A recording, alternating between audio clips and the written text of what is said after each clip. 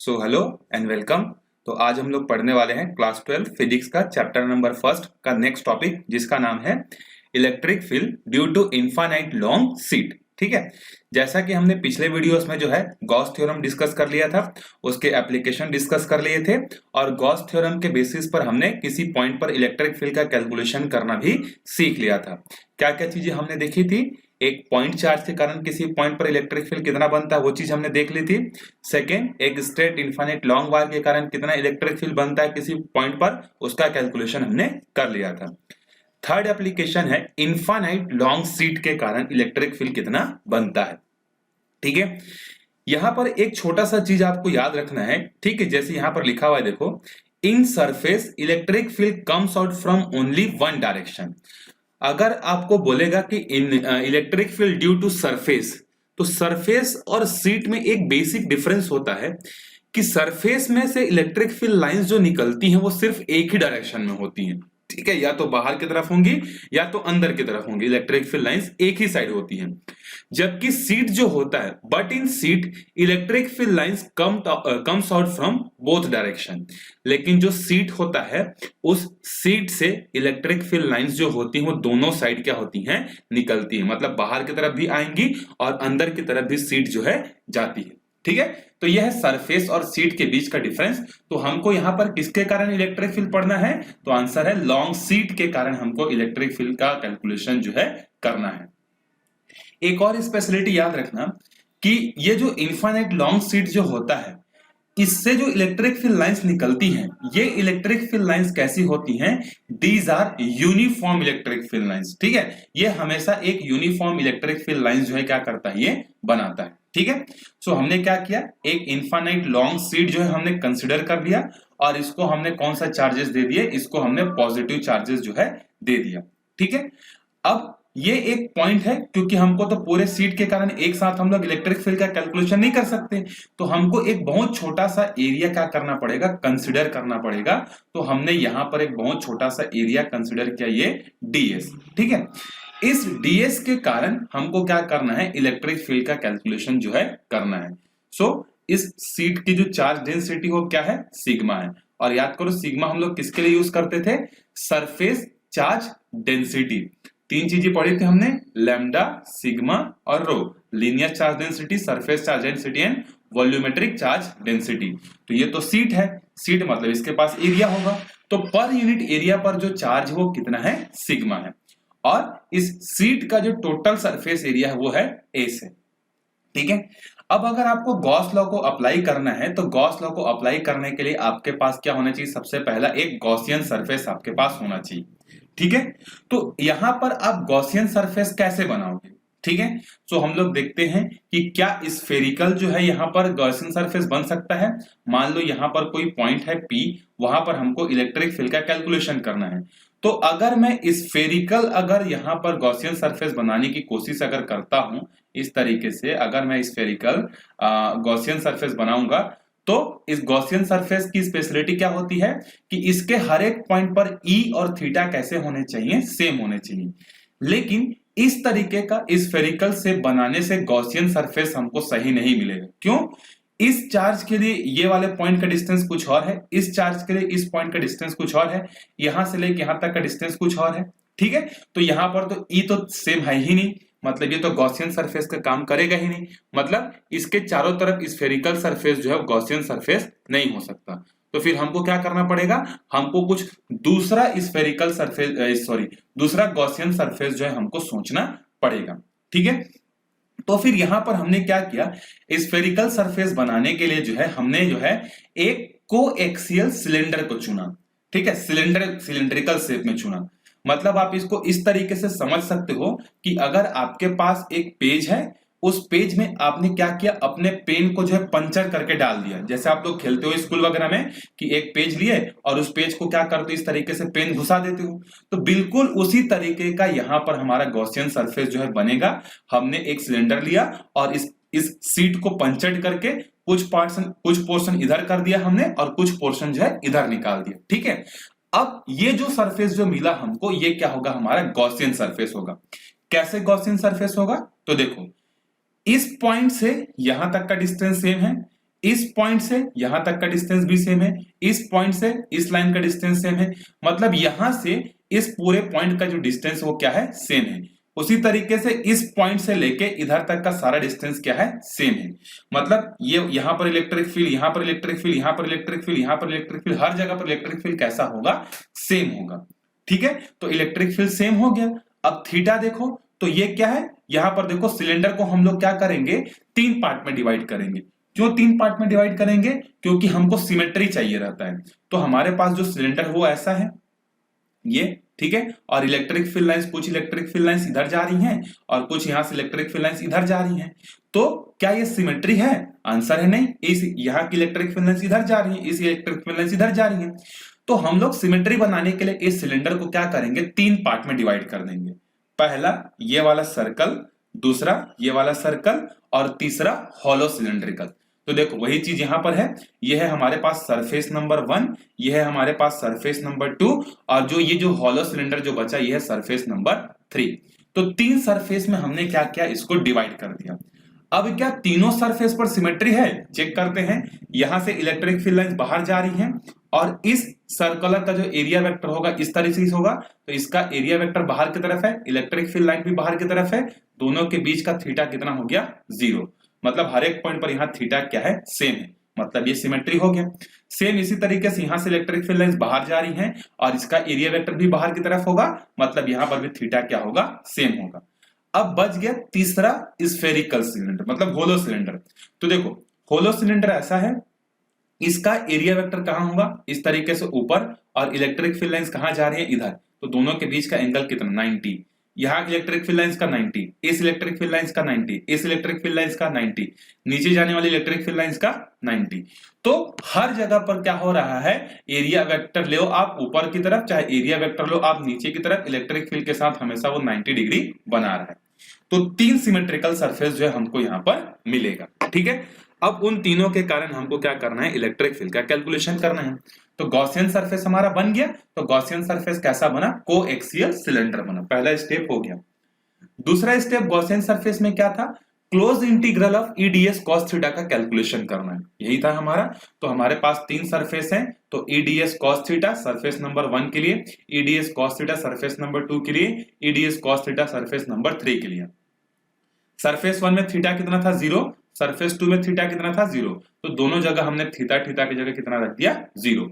और जो surface number 3 था, जो हमारा होलो सिलेंडर था, उस पर थीटा कितना था, 90। सो cos 90 कितना हो गया, 0। तो ये पूरा टर्म गायब हो गया, cos 0 1, cos 0 1। तो यहां से देखो E तो कांस्टेंट है, हर एक पॉइंट पर इलेक्ट्रिक फील्ड कैसा था, सेम था, तो E बाहर निकल गया, यहां से भी E बाहर निकल गया। अब यहां पर क्या बच गया, अंदर में इंटीग्रेशन। तो देखो भाई इसका इंटीग्रेशन कितना होगा, ds का इंटीग्रेशन होगा s। ठीक है, आप इंटीग्रेशन वाले चैप्टर में पढ़ोगे मैथमेटिक्स में कि ये जो ds है इसको बोला जाता है ऑपरेटर, और यहाँ कुछ नहीं है, मतलब क्या है, 1। तो 1 का जब ds ऑपरेटर के रिस्पेक्ट में इंटीग्रेशन करोगे तो इसका s आ जाता है। अगर dx होता तो यहाँ x आता, dy होता तो y आता। ठीक है, तो इस ds का इंटीग्रेशन क्या हो गया, सरफेस s, और इसका भी क्या हो गया, s। अब आप दोनों को जब ऐड करोगे तो कितना हो जाएगा, 2es। ये हो गया सीट के कारण टोटल ईडीएस कॉस थीटा का कैलकुलेशन। सेकेंड स्टेप हमारा कंप्लीट हो गया। तीसरा स्टेप हमारा क्या था, कैलकुलेशन ऑफ नेट चार्ज। यहां पर जो है आपको क्या करना है, कैलकुलेशन ऑफ, यहां पर लिख लेना क्यू नेट। ठीक है, तो कैलकुलेशन ऑफ नेट चार्ज का करना है, तो यहां पर हमारे पास क्या, टोटल सरफेस एरिया कितना है, एस है, और पर यूनिट एरिया पर जो चार्ज हो कितना है, सिग्मा। तो 1 यूनिट एरिया पर चार्ज है सिग्मा, तो एस यूनिट पर कितना होगा, सिग्मा इंटू एस हो जाएगा। सो नेट चार्ज कितना हो गया, सिग्मा इंटू एस हो गया।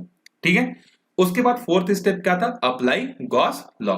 अब गॉस लॉ को अप्लाई करो भाई, EDS cos theta is equal to Q upon में एप्सिलॉन नॉट, ये फॉर्मूला था। ईडीएस की वैल्यू कितनी आ गई हमारे पास, 2 into E into S. Q net कितना है, यहां पर आप नेट लिख लेना, क्यू नेट हमारे पास कितना है, सिग्मा इंटू एस। दोनों साइड से एस और एस कैंसिल हो गया, तो यहां पर हमको क्या मिल गया, electric field due to infinite long sheet sigma upon में 2 एप्सिलॉन नॉट।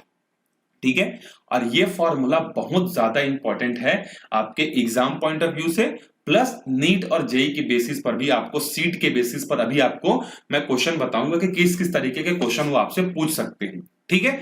तो ये formula sigma upon 2 epsilon not किसके लिए है? लॉन्ग इनफाइनाइट सीट के कारण जो है इलेक्ट्रिक फील्ड का फॉर्मूला है।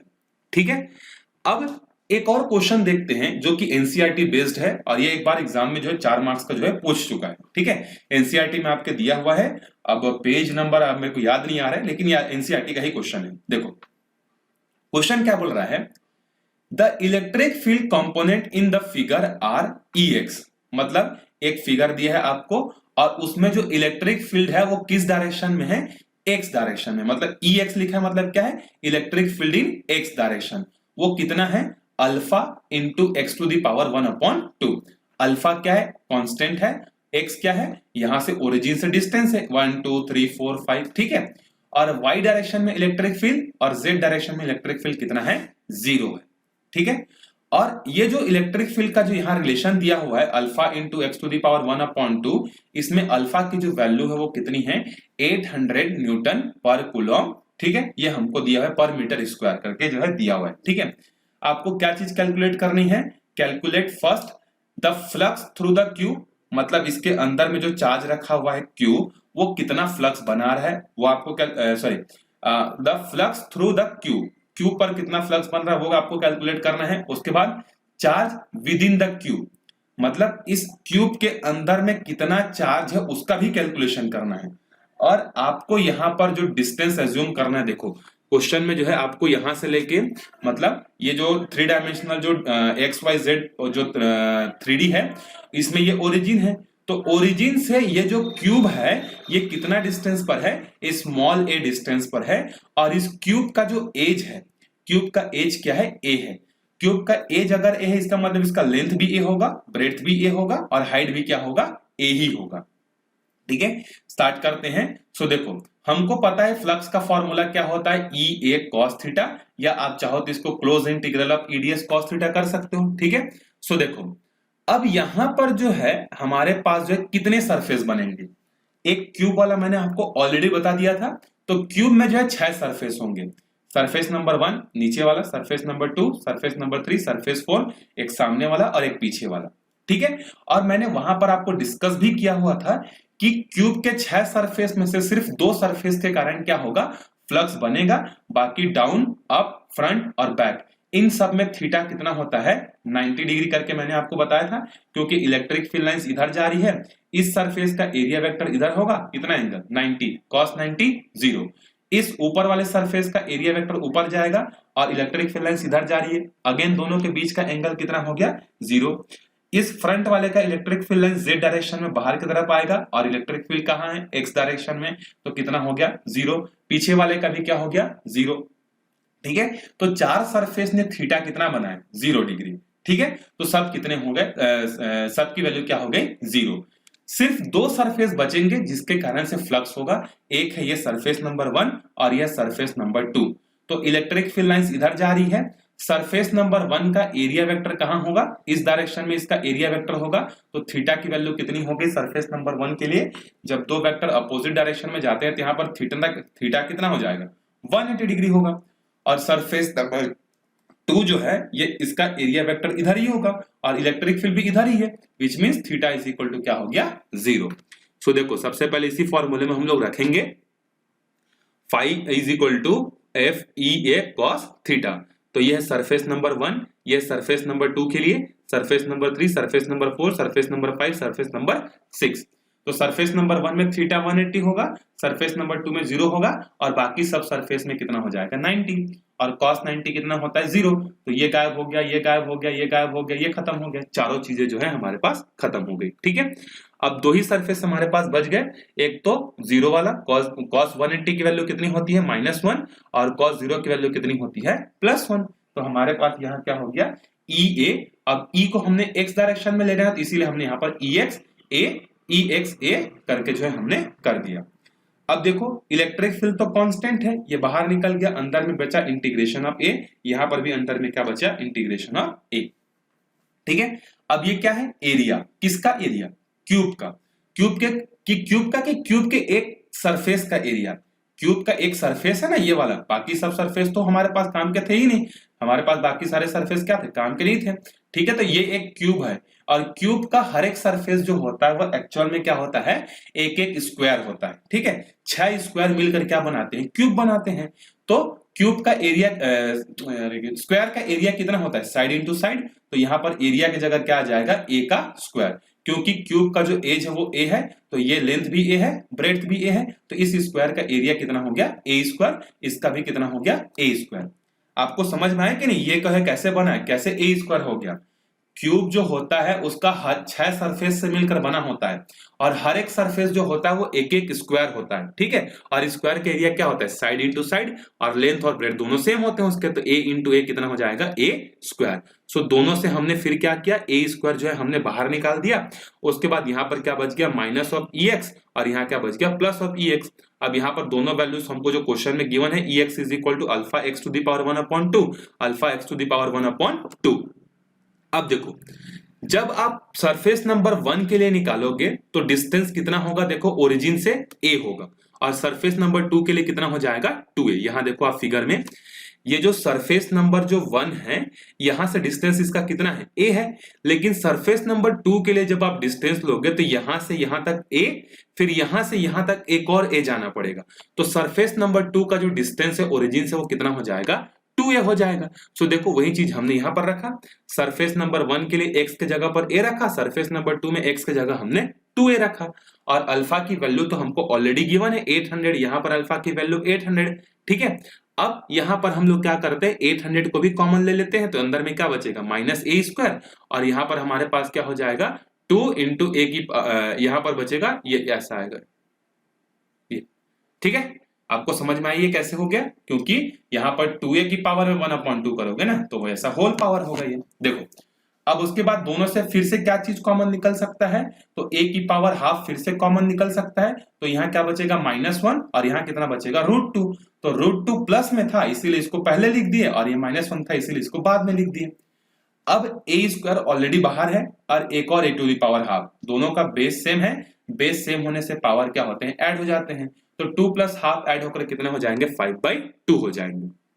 अब a की जो वैल्यू है वो क्वेश्चन में हमको गिवन है 0.1 मीटर, तो a के जगह 0.1 रखे, √2 की वैल्यू कितनी होती है, 1.414 - 1 होती है, इसको सिंप्लीफाइड किए तो ये कितना हो गया, 0.414। अब इसको आप सिंप्लीफाइड कर लो भाई, 0.15 टू द पावर 2, इसका मतलब इसको क्या लिख सकते हैं, √0.1 इंटू पावर में 5 लिख सकते हैं, ना, ये तो सिंपल सा मैथमेटिक्स है।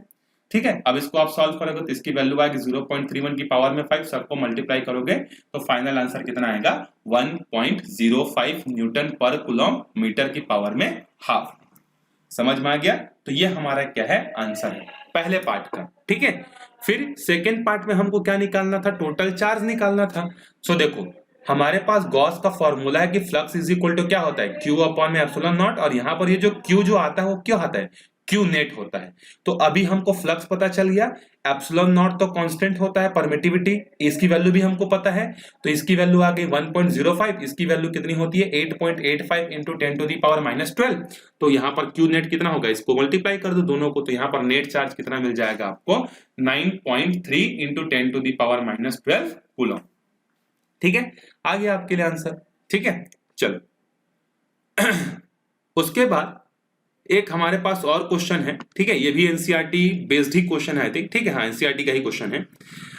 ये जो क्वेश्चन है ये ऐसा है, आपको देखो क्वेश्चन है कि एक सिलिंड्रिकल, आपके पास सिलिंड्रिकल शेप में है, ठीक है, एक हमारे पास सरफेस रखा हुआ है सिलिंड्रिकल शेप में, ये उसका एक्सिस है, सिलिंडर का ये एक्सिस है, और ये उसका क्या है, सेंटर है, ओरिजिन O है। यहां से अगर आप इस डायरेक्शन में जाओगे तो आपको क्या डिस्टेंस मिलेगा, नेगेटिव। यहां से आप इधर जाओगे तो जैसे नंबर लाइन में होता है ना, उसी तरीके से इधर जाओगे तो पॉजिटिव। राइट हैंड साइड में जो इलेक्ट्रिक फील्ड है उसकी वैल्यू कितनी है, 200 आई मतलब समझते हो, आई जे के आपने क्लास 11th में पढ़ा होगा। यूनिट वेक्टर इन एक्स डायरेक्शन को क्या बोलते हैं, आई, यूनिट वेक्टर इन वाई डायरेक्शन को बोलते हैं जे, और यूनिट वेक्टर इन जेड डायरेक्शन उसको बोलते हैं के। तो ये आई न्यूटन पर कूलम है, और लेफ्ट हैंड साइड में electric flux, electric field lines की वैल्यू कितनी है, -200 आई एन पर कूलम। ठीक है, इसके ओरिजिन से इसके इस सरफेस तक का डिस्टेंस है 10 सेंटीमीटर, इसका भी डिस्टेंस क्या है 10 सेंटीमीटर। आपको क्या फाइंड करना है, अच्छा, और इसका जो टोटल लेंथ है, सिलेंडर का जो टोटल लेंथ है वो है 20 सेंटीमीटर और इसका जो रेडियस है वो है 5 सेंटीमीटर। आपको क्या निकालना है, net outward flux through each flat surface, मतलब आपको हर एक फ्लैट सरफेस से कितना इलेक्ट्रिक फ्लक्स जो है निकल रहा होगा ये हमको कैलकुलेट करना है। ये भी एनसीईआरटी का ही क्वेश्चन है, आप एक बार इसको देख लेना, ठीक है, आपको मिल जाएगा। नहीं तो मैंने क्वेश्चन तो आपको समझा दिया कि हमारे पास एक सिलेंडर है, उस सिलेंडर का लेंथ है 20 सेंटीमीटर, उसका रेडियस है 5 सेंटीमीटर। राइट हैंड साइड पर इलेक्ट्रिक फील्ड लाइंस की वैल्यू प्लस में है, लेफ्ट हैंड साइड पर इलेक्ट्रिक फील्ड लाइंस की वैल्यू माइनस में है। आपको क्या फाइंड करना है, electric net outward flux through each flat surface. So देखो यहां पर हमारे पास पहला फ्लैट सरफेस कौन सा है, तो आप किसी को भी ले सकते हो। फ्लैट सरफेस जो है यहाँ पर जो है आप चाहो तो इसको पहला फ्लैट सरफेस ले सकते हो, आप चाहो तो इसको पहला फ्लैट सरफेस ले सकते हो, ठीक है। तो अगर इसको पहला फ्लैट सरफेस मानेंगे तो फ्लक्स का फॉर्मूला क्या होता है, ई ए कॉस थीटा। यहाँ पर इलेक्ट्रिक फील्ड लाइंस बाहर की तरफ है और इस सर्कुलर शेप का जो सिलेंडर है इसका इस सरफेस, इस फ्लैट सरफेस का एरिया वेक्टर बाहर की तरफ होगा। इलेक्ट्रिक फील्ड लाइंस भी इधर है, दोनों के बीच का थीटा 0, तो cos 0 हो गया 1। तो यहाँ पर हमारे पास कितना आ गया, E इंटू ए, ठीक है। उसके बाद E की वैल्यू हमको पता है 200 है और एरिया यहाँ पर कैसा शेप है, सर्कुलर, और सर्कल का एरिया क्या होता है पाई आर स्क्वायर, और पाई की वैल्यू कितनी होती है 3.14 और रेडियस कितना दिया है 5 सेंटीमीटर। सो 5 सेंटीमीटर को हम लोग क्या करेंगे, उसको मल्टीप्लाई, उसको मीटर में कन्वर्ट करेंगे। तो मीटर में कैसे कन्वर्ट करोगे, इंटू 10⁻⁻2 और आर के स्क्वायर, तो आर के स्क्वायर। अब आप इसको सिंप्लीफाइड करोगे तो आपको क्या मिल जाएगा, इतना इलेक्ट्रिक फ्लक्स जो है पहले वाले सरफेस से मिल जाएगा, ठीक है। अब जिस तरीके से लेफ्ट राइट वाला सरफेस था उसी तरीके से लेफ्ट वाला भी तो फ्लैट सरफेस है और इस डायरेक्शन में भी इलेक्ट्रिक फील्ड लाइंस कितनी है, सेम ही है 200। बस यहां पर क्या हो जाएगा, थीटा की वैल्यू चेंज हो जाएगी, यहां थीटा कितना हो जाएगा 180। तो जहां यहां थीटा की जगह 0 रखे थे, यहां थीटा की जगह आप क्या कर दोगे, यहाँ पर 180 रख दोगे तो ये माइनस में आ जाएगा। तो जो वैल्यू प्लस में आई है यही वैल्यू यहाँ पर किस में आ जाएगी, माइनस में जो है आ जाएगी, ठीक है। लेकिन इलेक्ट्रिक फ्लक्स भी माइनस में था तो ये माइनस और ये माइनस दोनों क्या हो जाएंगे, कैंसिल हो जाएंगे और अल्टीमेटली सेम वैल्यू हमको मिलेगी, ठीक है। फिर दूसरा हमको जो निकालना है वो है सरफेस पर जो होलो सरफेस, होलो वाला जो साइड वाला जो पार्ट इस तरीके से जो बचा ना, अभी तो हमने इस वाले फ्लैट सरफेस और इस वाले फ्लैट सरफेस का निकाला, अभी इस सरफेस का निकालेंगे तो इसका एरिया वेक्टर इधर है और इलेक्ट्रिक फील्ड लाइंस इधर है, कितना एंगल 90, तो cos 90 0, तो साइड के कारण क्या हो गया 0 हो गया। अब टोटल भी निकालना है तो सरफेस 1 सरफेस 2 और ये फ्लैट ये होलो सरफेस 3, तीनों को ऐड कर दो, ठीक है। अब चौथा क्वेश्चन फिर से सेम है, क्या है, चार्ज निकालो। तो हमको तो पता है चार्ज का फॉर्मूला गॉस के लॉ से कि फाई इज इक्वल टू क्या होता है Q अपॉन में एप्सिलॉन नॉट। टोटल फ्लक्स आपको पता है 3.14, एप्सिलॉन नॉट की वैल्यू पता है, इन दोनों को मल्टीप्लाई कर दोगे तो आपको क्या मिल जाएगा, Q नेट चार्ज जो है आपको मिल जाएगा, ठीक है। तो इस तरीके के न्यूमेरिकल जो है आपको देखने को जो है मिलेंगे, ठीक है। एग्जाम में आपको इसी तरीके के क्वेश्चन जो है मिलेंगे तो आपको सॉल्व करना है, ठीक है। एक और क्वेश्चन देख लेते हैं, देखो क्या दिया है, calculate the acceleration produced in an electron and a proton due to the mutual electrostatic force of attraction when distance between them is 1 angstrom. मतलब एक इलेक्ट्रॉन को और एक प्रोटॉन को यहां पर रख दिया गया, कितने डिस्टेंस पर 1 एंगस्ट्रॉम पर जो है रख दिया गया, ठीक है। तो हमको इन दोनों के बीच में कौन सा फोर्स लगेगा, इलेक्ट्रॉन पर नेगेटिव नेचर होता है, प्रोटॉन पर पॉजिटिव नेचर होता है, दोनों के बीच में क्या होगा, अट्रैक्टिव फोर्स जो है लगेगा, ठीक है। और यहाँ पर electric flux, electric field lines जो है बनेंगी, जिसके कारण ये इलेक्ट्रॉन इधर आने की कोशिश करेगा और ये प्रोटॉन भी इधर आने की कोशिश करेगा। तो दोनों में क्या होगा, एक्सेलरेशन होगा। क्यों, जैसे जैसे दोनों नजदीक आते जाएंगे इनकी स्पीड क्या होते जाएगी, बढ़ते जाएगी। जैसे ऊपर से गिरने वाली कोई चीज अर्थ के सरफेस के जैसे जैसे नजदीक जाते जाते उसकी स्पीड बढ़ते जाती है क्योंकि अट्रैक्शन बढ़ते जाता है। उसी तरीके से जब ये दोनों नजदीक आएंगे तो नजदीक जैसे जैसे आते जाएंगे इनकी स्पीड बढ़ती जाएगी और जहां स्पीड में चेंज हुआ वहीं पर क्या होता है, एक्सेलरेशन होता है, ठीक है। सो हमको वही चीज यहाँ पर फाइंड करनी है। सो देखो दोनों के बीच का डिस्टेंस दिया 1 एंगस्ट्रॉम और एंगस्ट्रॉम मतलब कितना होता है 10⁻⁻10 होता है, ठीक है। उसके बाद दोनों के बीच में फोर्स ऑन इलेक्ट्रॉन और प्रोटॉन कितना होगा, कूलम्ब्स के लॉ से निकाल सकते हैं 1/4 pi epsilon not Q1 Q2 upon में R स्क्वायर। और जब आप प्रोटॉन पर चार्ज और इलेक्ट्रॉन पर चार्ज की वैल्यू पुट करोगे तो आपको प्लस और माइनस पुट नहीं करनी है, आपको सिर्फ और सिर्फ इसका मैग्नीट्यूड पुट करना है। तो इलेक्ट्रॉन पर कितना चार्ज होता है 1.6 इंटू 10⁻⁻19 और प्रोटॉन पर कितना होता है प्लस में होता है, इलेक्ट्रॉन का माइनस में होता है, तो हमको तो सिर्फ मैग्नीट्यूड से मतलब है। और डिस्टेंस कितना है 10⁻⁻10, तो यहाँ r स्क्वायर होता है तो 10⁻⁻10 का स्क्वायर। अब इसको आप सिंप्लीफाई कर लो, इसका बेस और इसका बेस सेम है, तो बेस सेम रहने से पावर क्या हो जाते हैं ऐड हो जाते हैं। ठीक है, आप इसको सिंप्लीफाई करोगे मैथमेटिकली तो आपको आंसर जो है यहाँ पर मिल जाएगा। ठीक है, अब जितना फोर्स इलेक्ट्रॉन लगाएगा उतना ही फोर्स कौन लगाएगा, इलेक्ट्रॉन भी लगाएगा, एक दूसरे पर तो बराबर फोर्स लगाते हैं ना। अब आपने क्लास 11th में पढ़ा होगा न्यूटन का थर्ड लॉ से कि फोर्स इज इक्वल टू क्या होता है मास इनटू एक्सेलरेशन। तो अभी हमको एक्सेलरेशन चाहिए तो मास इधर जाके डिवाइड करेगा, so acceleration of electron is equal to force upon mass of electron. तो फोर्स कितना है 2.304 इंटू 10⁻⁻8 है। इलेक्ट्रॉन का मास कितना होता है 9.1 इंटू 10⁻31। अगेन जब आप इसको सॉल्व करोगे तो इसकी वैल्यू आएगी 2.5 इंटू 10⁻22 मीटर पर सेकेंड स्क्वायर, क्योंकि एक्सेलरेशन निकालना है। उसी तरीके से प्रोटॉन का एक्सेलरेशन कितना होगा, सो F अपॉन में ऊपर में मास ऑफ इलेक्ट्रॉन रखे थे, अब यहाँ मास ऑफ प्रोटॉन रख दो, और मास ऑफ प्रोटॉन कितना होता है 1.67 इंटू 10⁻⁻27। जब आप इसको सॉल्व करोगे तो प्रोटॉन का एक्सेलरेशन जो है आपको यहाँ से मिल जाएगा। तो इस तरीके से आपको क्वेश्चंस क्या करने हैं सॉल्व करने हैं। ठीक है, चलो अब यहां पर एक और चीज देखते हैं। मैंने आपको लॉन्ग इनफाइनाइट शीट के कारण इलेक्ट्रिक फील्ड बताया था, ठीक है। अब उसी को हम लोगों को आगे देखना है जिसका नाम है कॉम्बिनेशन ऑफ सरफेस। अगर हमारे पास दो इनफाइनाइट लॉन्ग अगर सरफेसेस हैं या शीट्स हैं तो उनके कारण इलेक्ट्रिक फील्ड कहां कहां कैसे कैसे बनता है, और यही क्वेश्चन जो है आपको क्या होगा नीट में जेई में आपको पूछ सकता है। ठीक है, तो इसमें हम लोग कुछ केसेस लेंगे। जैसे पहला केस क्या है कि अगर हमारे पास दो सरफेस हैं और दोनों सरफेस पर क्या है सेम चार्ज है, इस पर भी प्लस है इस पर भी प्लस है, ठीक है, और इस पर जो चार्ज डेंसिटी है वह सिग्मा 1, इस पर जो चार्ज डेंसिटी वो है सिग्मा 2, ये हमने कंसिडर कर लिया। आप चाहो तो नेगेटिव नेगेटिव चार्ज भी लेकर कंसिडर कर सकते हो। ठीक है, तो आप यहाँ पर चार्ज डेंसिटी मान लेना कि पहले वाले सरफेस की चार्ज डेंसिटी सिग्मा 1 है, दूसरे वाले सरफेस की चार्ज डेंसिटी क्या है सिग्मा 2 है। अब यहां पर जो है हम लोग, ठीक है, तो यहां पर देखो ये P पॉइंट है, इसको हमने तीन पार्ट में डिवाइड करना है। पहला लेफ्ट हैंड साइड, उसके बाद दोनों सरफेस के बीच का एरिया, और तीसरा राइट हैंड साइड पे। ठीक है, तो मान लो यहां पर एक पॉइंट है P जो कि कहां रखा हुआ है लेफ्ट हैंड साइड पर। हमको पता करना है कि इस P पॉइंट पर इस सीट नंबर 1 और सीट नंबर 2 के कारण कितना इलेक्ट्रिक फील्ड जो है होगा। तो हमको एक सीट के कारण कितना इलेक्ट्रिक फील्ड होता है अभी अभी हमने निकाला है, सिग्मा अपॉन में 2 एप्सिलॉन नॉट ऊपर वाला सीट वाला। तो देखो ये प्लस वाला है, प्लस अपना इलेक्ट्रिक फील्ड लाइंस कहां बनाएगा बाहर की तरफ इस तरीके से। ये प्लस वाला अपना इलेक्ट्रिक फील्ड लाइंस कहां बनाएगा, ये भी ऐसे बाहर की तरफ ही बनाएगा अपना इलेक्ट्रिक फील्ड लाइंस। तो इस P पॉइंट पर ये सीट और ये सीट दोनों बाहर की तरफ इलेक्ट्रिक फील्ड बनाएंगे, मतलब दोनों एक ही डायरेक्शन में जा रहे हैं। इसका मतलब यहां पर जो इलेक्ट्रिक फील्ड पहले के कारण होगा वो कितना होगा सिग्मा 1 अपॉन में 2 एप्सिलॉन नॉट, और ये क्या है लेफ्ट हैंड साइड में है इसीलिए ये क्या होगा माइनस। ये भी दूसरे सीट के कारण जो इलेक्ट्रिक फील्ड लाइंस है वो हो जाएगा minus charge density sigma 2 upon में 2 एप्सिलॉन नॉट, ये होगा, और लेफ्ट हैंड साइड में होने के कारण नेगेटिव।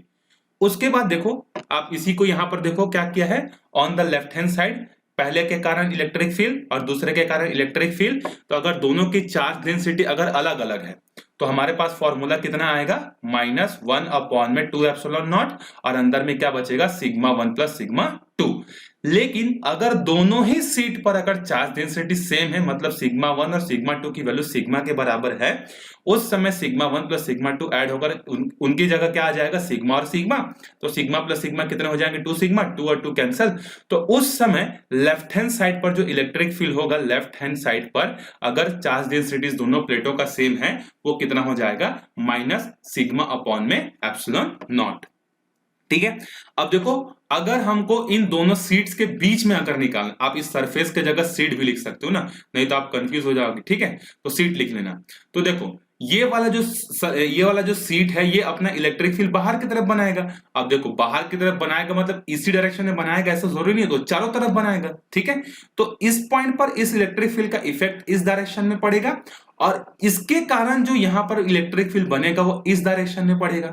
तो दोनों क्या है, एक दूसरे के अपोजिट हैं। तो इस विद इन द सरफेस या विद इन द सीट पहले वाले ने कितना इलेक्ट्रिक फील्ड बनाया, ये राइट हैंड साइड में है तो प्लस सिग्मा 1/2 एप्सिलॉन नॉट, और ये लेफ्ट हैंड साइड में होने के कारण दूसरा सरफेस ने कितना बनाया यहां पर माइनस सिग्मा 2/2 एप्सिलॉन नॉट, ठीक है।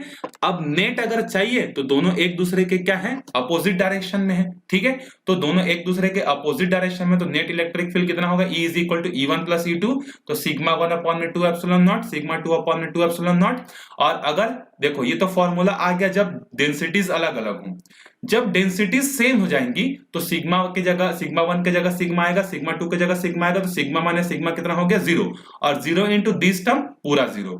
मतलब अगर दो प्लेट अगर आप लेते हो या दो सीट अगर आप लेते हो और दोनों में अगर सेम चार्ज डेंसिटीज है, चाहे प्लस हो चाहे माइनस हो, तो इसके बीच में खाली जगह पर कोई भी इलेक्ट्रिक फील्ड जो है नहीं होता है। ये चीज आपको बहुत जरूरी है याद रखना, क्योंकि इसके बेसिस पर अभी मैं कुछ आपको फिनोमिना बताऊंगा कैविटी का, ठीक है। तो बीच वाले जगह पर कोई भी इलेक्ट्रिक फील्ड जो है नहीं होता अगर चार्ज डेंसिटीज सेम है तो, ठीक है। उसके बाद यहां देखते हैं हम लोग राइट हैंड साइड पर। मान लो अब वो जो P पॉइंट है जहां पर हमको इलेक्ट्रिक फील्ड का कैलकुलेशन करना था वो राइट हैंड साइड में है। तो पहले वाला जो सीट है ये इलेक्ट्रिक फील्ड लाइंस बाहर की तरफ बनाएगा और राइट हैंड साइड पर होने के कारण ये क्या होगा, प्लस होगा सिग्मा 1/2 एप्सिलॉन नॉट। दूसरा वाला सरफेस भी इलेक्ट्रिक फील्ड लाइंस, देखो ये सरफेस इधर भी इलेक्ट्रिक फील्ड लाइंस बना रहा है, इधर भी इलेक्ट्रिक फील्ड लाइंस बना रहा है, लेकिन इधर के इलेक्ट्रिक फील्ड लाइन से इस पॉइंट को कोई लेना देना है क्या, नहीं है, तो इसको हमने छोड़ दिया। उसी तरीके से ये भी इधर भी इलेक्ट्रिक फील्ड लाइंस बना रहा है, इधर भी इलेक्ट्रिक फील्ड लाइंस बना रहा है, लेकिन इधर के इलेक्ट्रिक फील्ड लाइंस का हमको मतलब ही नहीं है क्योंकि P पॉइंट हमारे इस डायरेक्शन में है। तो दोनों के कारण जो P पॉइंट यहां पर है, दोनों के कारण electric field right hand side में बन रहा है, दैट्स व्हाई ये क्या हो जाएगा, प्लस हो जाएगा। So sigma 1 2 epsilon naught sigma 2 2 epsilon naught. और अगर आपको नेट चाहिए तो आप दोनों को क्या कर दो, ऐड कर दो। तो देखो भैया दोनों को हमने ऐड कर दिया। अगर चार्ज डेंसिटीज अगर अलग अलग हैं तो हमारे पास फॉर्मूला क्या आएगा, 1/2 sigma 1/2 epsilon naught sigma 1 plus sigma 2। और अगर चार्ज डेंसिटीज अगर सेम है तो यहाँ कितना हो जाएगा, सिग्मा प्लस सिग्मा 2 सिग्मा, तो 2 और 2 कैंसल, तो सिग्मा अपॉन में एप्सिलॉन नॉट जो है आ जाएगा, ठीक है। तो ये तो हमने पहला केस पढ़ा जब दोनों पर क्या हो, सेम चार्ज हो, ठीक है। अब दूसरा केस है जब दोनों पर अपोजिट चार्ज हो। मतलब मान लेते हैं कि पहले वाले सीट पर जो चार्ज है वो क्या है, पॉजिटिव पॉजिटिव है, और इस पर जो नेगेटिव दूसरे वाले सीट पर जो चार्ज है वो क्या है, नेगेटिव है। Again same case, left hand side with in और राइट हैंड साइड। तो लेफ्ट हैंड साइड में होने के कारण पहले वाले सरफेस का जो इलेक्ट्रिक फील्ड बनेगा वो लेफ्ट हैंड साइड होने के कारण यहां पर क्या हो जाएगा, माइनस सिग्मा 1/2 एप्सिलॉन नॉट, ठीक है, क्योंकि इसका इलेक्ट्रिक फील्ड लाइंस बाहर जाता है, ठीक है। सरफेस नंबर जो 2 है या सीट नंबर जो 2 है, ये इस पर कौन सा चार्ज है, negative electric field lines, negative charges है। और नेगेटिव चार्जेस पर इलेक्ट्रिक फील्ड लाइंस बाहर से आकर खत्म होती हैं। मतलब यहां कहीं पर दूर यहां से ऐसा एक इलेक्ट्रिक फील्ड लाइंस आ रहा होगा और जो कि यहां पर जाकर खत्म होगा। तो ये इलेक्ट्रिक फील्ड का इंपैक्ट इस पर किस डायरेक्शन में पड़ेगा, राइट हैंड साइड में। तो राइट हैंड साइड की चीजों को हमने क्या लिया है, प्लस। तो इसीलिए यहां पर electric field due to second surface या सीट E2 को हमने यहां पर क्या लिखा, प्लस। ये वाला इधर इंपैक्ट कर रहा है तो लेफ्ट हैंड साइड होने के कारण माइनस, ये वाला इस साइड जा रहा है राइट हैंड साइड होने के कारण प्लस। जब आप टोटल निकालोगे तो दोनों को फिर से क्या कर दोगे, ऐड कर दोगे, ठीक है। और अगर दोनों की डेंसिटीज अगर बराबर हैं तो यहां पर कितना हो जाएगा, 0। देखो उस केस में याद रखना जब चार्ज सेम होता है तो इलेक्ट्रिक फील्ड 0 कहां होता है, विद इन होता है। और जब दो प्लेटों पर अपोजिट चार्ज होगा तो इलेक्ट्रिक फील्ड कहां 0 होगा, बाहर बाहर में, और अंदर में इलेक्ट्रिक फील्ड बनेगा, दोनों का अपोजिट। अब आपको विद इन अगर निकालना है तो देखो विद इन में कैसा होगा, ये P पॉइंट है यहां पर, ये इलेक्ट्रिक फील्ड लाइंस का इस साइड का तो अब हमको मतलब नहीं है इस केस के लिए, तो ये electric field right hand side में जा रहा है और इस पर भी इलेक्ट्रिक फील्ड लाइंस आकर राइट हैंड साइड पर ही खत्म हो रही हैं। तो इस समय दोनों पर जो इलेक्ट्रिक फील्ड E1 और E2 जो दोनों के दोनों होंगे वो क्या होंगे, प्लस होंगे। सो E1 देखो कितना हो गया, सिग्मा 1/2 एप्सिलॉन नॉट, E2 कितना हो गया, सिग्मा 2/2 एप्सिलॉन नॉट। दोनों से 1/2 सिग्मा एप्सिलॉन नॉट कॉमन निकल गया, सिग्मा 1 प्लस सिग्मा 2 बचा।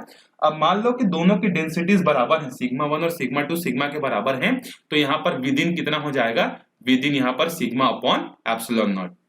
देखो वापिस से मैं बता रहा हूं, जब चार्जेस सेम होते हैं तो विद इन के अंदर इलेक्ट्रिक फील्ड जीरो था। अब अगर चार्जेस अपोजिट हो गए तो विद इन के अंदर इलेक्ट्रिक फील्ड है और बाहर बाहर में इलेक्ट्रिक फील्ड आपको क्या मिल जाएगा, जीरो। ठीक है, उसी तरीके से आप राइट हैंड साइड पर देख लो, तो एक प्लेट यहां पर था पॉजिटिव, एक प्लेट यहां पर था नेगेटिव, एक पॉइंट पी यहां पर है, तो इसका इलेक्ट्रिक फील्ड इस डायरेक्शन में होने के कारण पॉजिटिव होगा, तो पहला वाला क्या होगा, प्लस E1। और इस साइड से इलेक्ट्रिक फील्ड लाइंस यहां पर आके तो खत्म हो जाएंगी, तो इस पी पॉइंट पर किस साइड की इलेक्ट्रिक फील्ड लाइंस इंपैक्ट करेंगी, तो इधर से आने वाली इलेक्ट्रिक फील्ड लाइंस इंपैक्ट करेंगी। कहीं से भी हो इस पर आके हमेशा खत्म होगी, तो ये इधर जा रहा है दैट्स वाई पॉजिटिव, ये इधर आ रहा है इसीलिए ये नेगेटिव। ठीक है, तो E1 पॉजिटिव होगा और E2 नेगेटिव होगा। अगेन अगर चार्ज में डिफरेंस है तो हमारे पास फॉर्मूला क्या आएगा, 1/2 sigma epsilon naught sigma 1 minus sigma 2। लेकिन अगर डेंसिटीज अगर बराबर है तो वापिस से सिग्मा 1 और सिग्मा 2 सिग्मा के बराबर, तो सिग्मा माइनस सिग्मा 0, तो बाहर में भी इलेक्ट्रिक फील्ड लाइंस कितना हो गया, 0। तो जब चार्जेस अपोजिट होते हैं तो बाहर में 0 होते हैं और अंदर में इलेक्ट्रिक फील्ड होता है, और जब चार्जेस सेम होते हैं तो बाहर में इलेक्ट्रिक फील्ड लाइंस होता है, इधर 0 होता है और इधर इलेक्ट्रिक फील्ड लाइंस जो है होती हैं, तो दोनों एक दूसरे के अपोजिट है, ये याद रखना। ठीक है, आप एक केस को अच्छे से समझ लेना कि सेम चार्ज में अंदर में इलेक्ट्रिक फील्ड 0 होता है, उसका उल्टा होता है अपोजिट चार्जेस में। यहां पर 0 है सेम चार्जेस में, यहां पर 0 नहीं है। ठीक है, तो आप इस तरीके से इन दोनों को याद कर सकते हो, ये दोनों एक दूसरे के क्या होते हैं, अपोजिट जो है होते हैं। ठीक है, नेक्स्ट वीडियो में हम लोग देखेंगे किसके बारे में, स्फेरिकल सरफेसेस के बारे में। ठीक है, उसमें भी दो टाइप के देखेंगे, एक कंडक्टिंग देखेंगे और दूसरा नॉन कंडक्टिंग जो है देखेंगे। आई होप आपको ये सरफेस वाला केस समझ में आ गया होगा कि मैं क्या बोलना चाहता हूं। दो सरफेस में अगर सेम चार्ज हैं तो अंदर में इलेक्ट्रिक फील्ड 0 और बाहर में इलेक्ट्रिक फील्ड 0 नहीं होंगे। लेकिन अगर अपोजिट चार्ज हैं तो अंदर में इलेक्ट्रिक फील्ड होगा और बाहर में 0 होगा। ठीक है, तो आपको ये वीडियो कैसा लगा अपने फ्रेंड्स के साथ शेयर करना और बताना। मिलते हैं अगले वीडियो में, तब तक के लिए बाय बाय।